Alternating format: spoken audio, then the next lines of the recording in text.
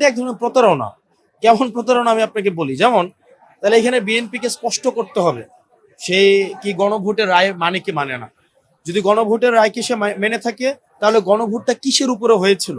গণভোট কিন্তু হয়েছিল জুলাই সনদের উপরে, যেই আদেশটা হয়েছিল সেই আদেশের উপরে কিন্তু গণভোট হয়েছিল। এখন আপনি গণভোটের রায় আপনি বলছেন আপনি জুলাই সনদ বাস্তবায়ন করবেন, কিন্তু জুলাই সনদের আদেশের উপরে যে গণভোটটা হয়েছে সেটাতে 68% মানুষ তার ম্যান্ডেট দিয়েছে। এবং জনাব সালাউদ্দিন সাহেব মানুষের এই ম্যান্ডেটটাকে উনি মক করেছেন। উনি কিভাবে মক করেছেন?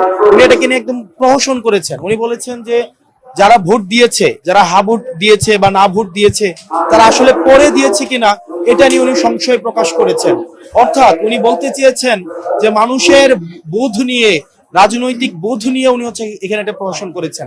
অর্থাৎ 68% মানুষ হ্যাঁ ভোটের পক্ষে ভোট দিয়েছেন, এটাকে উনি প্রশ্নবিদ্ধ করেছেন যে ওটা বুঝে দিয়েছেন কিনা।